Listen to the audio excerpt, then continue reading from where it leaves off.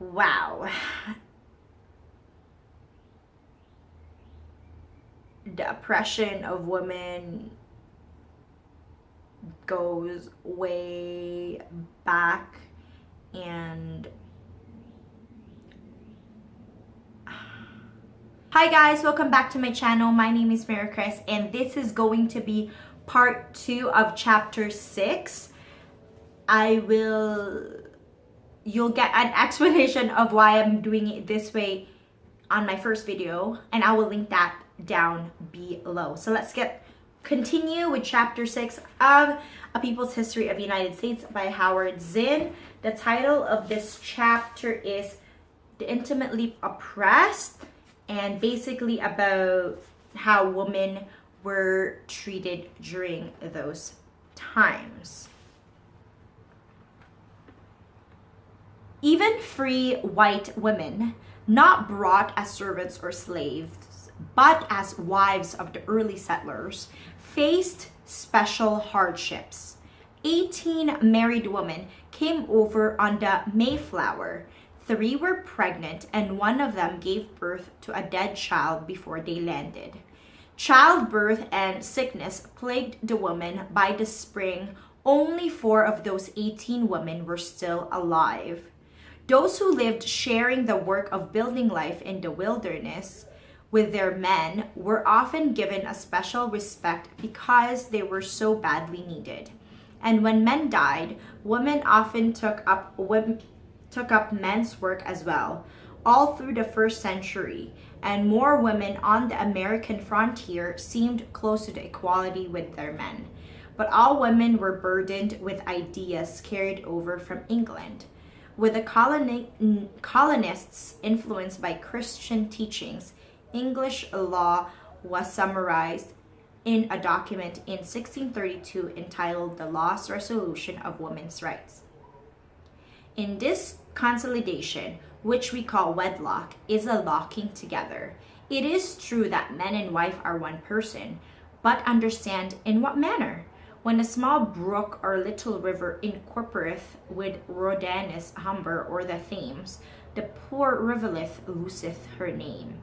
A woman, as soon as she is married, is called covert, that is veiled, as it were clouded and overshadowed. She hath lost her stream. I may more truly far away say to a married woman, her new self is her superior, her companion, her master. Julius Bruel describes the women's legal situation in the colonial period. The husband's control over the wife's person extended to the right of giving her chastisement, but he was not entitled to inflict permanent injury or death to his wife. As for property, besides absolute possession of his wife's personal property and a life estate in her lands, the husband took any other income that might be hers. He collected wages earned by her labor. Naturally, it followed that the proceeds of the joint labor of husband and wife belonged to the husband. For a woman to have a child out of wedlock was a crime, and colonial court records are full of cases of women being arraigned for bastardy, the father of the child untouched by law on the loose. A colonial periodical of 1747 reproduced a speech of Miss Polly Baker before a court of judicature at Connecticut near Boston in New England, where she was prosecuted the 5th time for having a bastard child. The speech was Benjamin Franklin's ironic invention.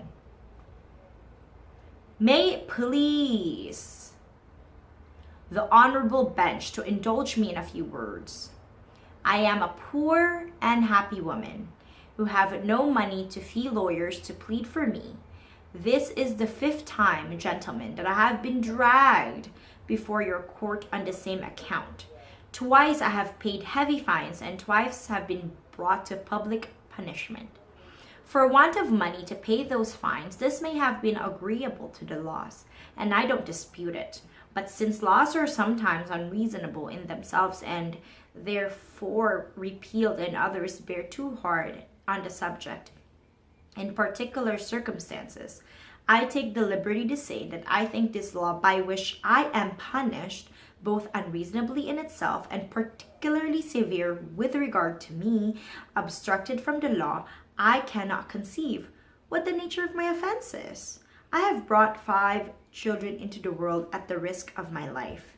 I have maintained them by, well, my own industry, without burthening the township, and I would have done it better if it had not been for the heavy charges and fines I have paid. Nor has anyone the least cause of complaint against me, unless perhaps the ministers of justice, because I have had children without being married, by which they miss a wedding fee. But can this be a fault of mine? What must poor young women do, whom customs and nature forbid to solicit the men, and who cannot force themselves upon husbands when the laws take no care to provide them any, and yet severely punish them if they do their duty without them?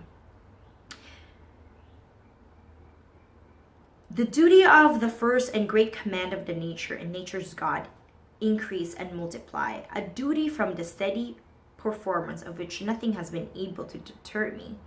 But for its sake I have hazarded the loss of the public esteem, and have frequently endured public disgrace and punishment, and therefore ought, in my humble opinion, instead of whipping, to have a statue erected to my memory.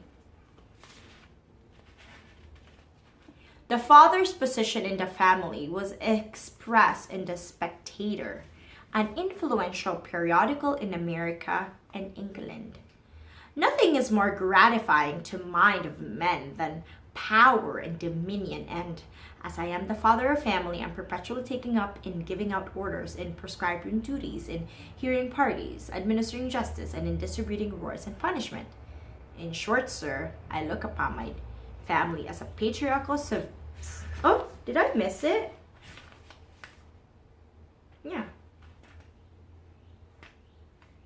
Yeah, it's fine. In short, sir, I look upon my family as a patriarchal sovereignty in which I am myself both king and priest. No wonder that Puritan New England carried over the subjection of women, had a trial of women for daring to complain about the work a carpenter had done for her. One of the powerful church fathers of Boston, the Reverend John Cotton, said that the husband should obey his wife, and not the wife the husband. That is false principle, for God hath put another law upon women. Wives, be subject to your husband in all things. Dang! A best-selling pocketbook published in London was widely read in the American colonies in the 1700s. It was called Advice to a Daughter. Let's see what it says. You must first lay it down for a foundation in general that there is inequality in sexes, and that for better economy of the world, the women who were to be the lawgivers had the larger share of reason bestowed upon them, by which means your sex is the better prepared for the compliance that is necessary for the performance of those duties which seem to be mostly properly assigned to it. Your sex wanteth a reason for your conduct, and your strength for your protection.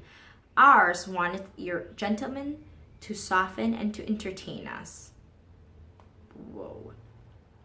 Against this powerful education, it is remarkable that women nevertheless rebelled. Women rebels have always faced special disabilities. They live under the daily eye of their master, and they are isolated one from the other in households, thus missing the daily camaraderie which have given heart to rebels of other oppressed groups. Anne Hutchinson was a religious woman, mother of 13 children, and knowledgeable about healing with herbs. She defied the church fathers in the early years of the Massachusetts Bay Colony by insisting that she and other ordinary people could interpret the Bible for themselves. A good speaker, she held meetings to which more and more women came, and even a few men. And soon groups of 60 or more were gathering at her home in Boston to listen to her criticism of local ministers. John Winthrop, the governor, described her as a woman of a haughty and fierce carriage, of a nimble wit and active spirit, and very voluble tongue, more bold than a man, though in understanding and judgment inferior to many women. Anne Hutchinson was put on trial twice, by the church for heresy and by the government for challenging their authority. At her civil trial, she was pregnant and ill, but they did not allow her to sit down until she was close to collapse. At her religious trial, she was interrogated for weeks, and again she was sick, but challenged her questioners with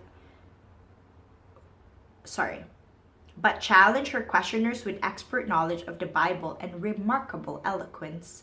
When finally she repented in writing, they were not satisfied. They said, "Her repentance is not in her countenance." She was banished from the colony, and when she left for Rhode Island in 1638, 35 families followed her. Then she went to the shores of Long Island, where Indians who had been defrauded of their land thought she was one of their enemies. They killed her and her family. 20 years later, the one person back in Massachusetts Bay who had spoken up for her during her trial, Mary Dyer, was hanged by the government of the colony, along with 2 other Quakers for rebellion, sedition, and presumptuous obtruding themselves. Wow. The oppression of women goes way back, and